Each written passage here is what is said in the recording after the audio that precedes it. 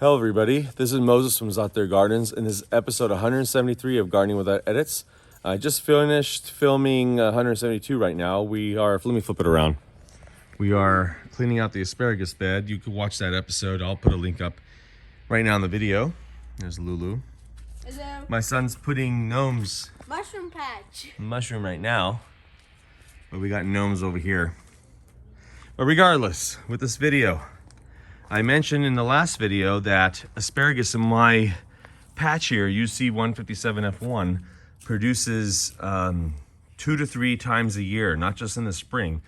And sometimes, and it looks like again it's gonna happen, on the New Year's Day, new asparagus comes up. So you're gonna see right here, we're gonna see right here, the asparagus coming up right now. Let me zoom in.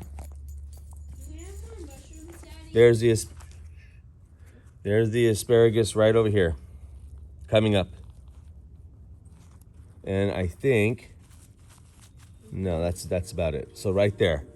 So we're on winter solstice. Happy winter solstice to everybody.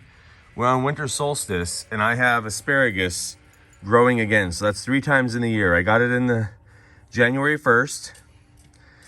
This is for the 2020. This is gonna be 2023. 2022.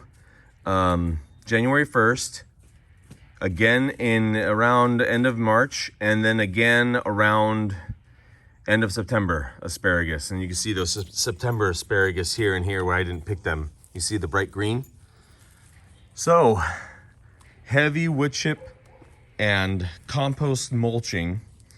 It was at least probably, and over the years I added, so probably 8 inches of mulching in this area and fish emulsion and seaweed drenching and foliar spraying has done this, and this little patch will produce nearly year round.